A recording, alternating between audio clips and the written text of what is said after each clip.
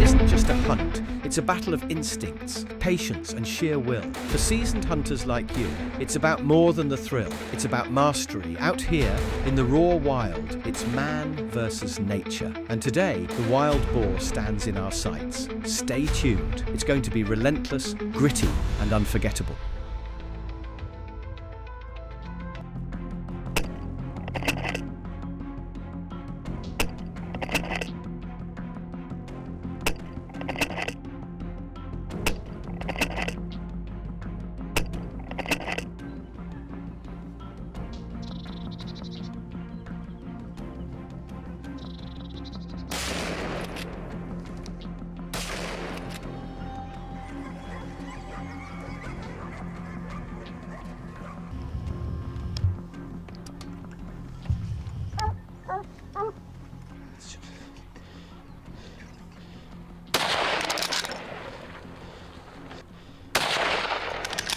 Daha çıkıyor.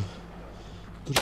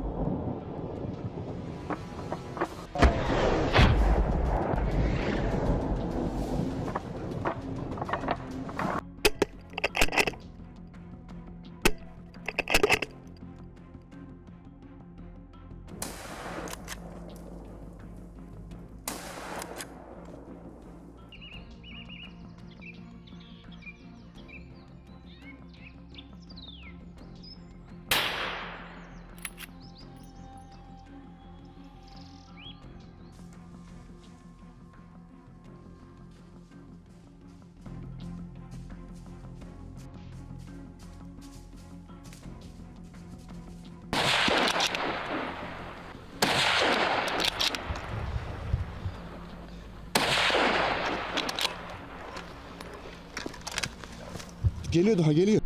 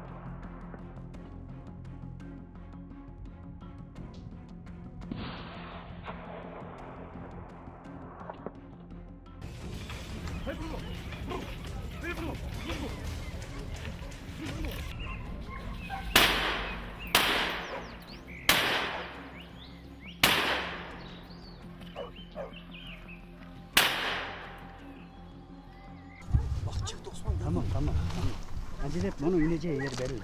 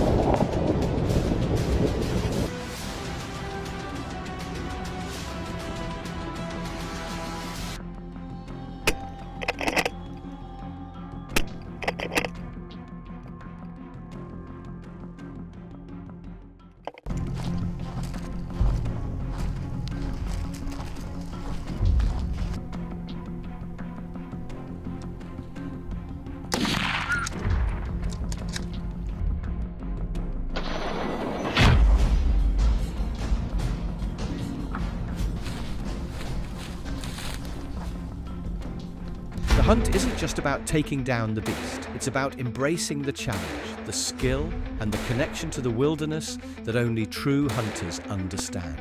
If this speaks to you, hit like, subscribe, and join us for more hunts that go beyond the ordinary. This is our passion, our craft, and our way of life. Together, let's keep it alive.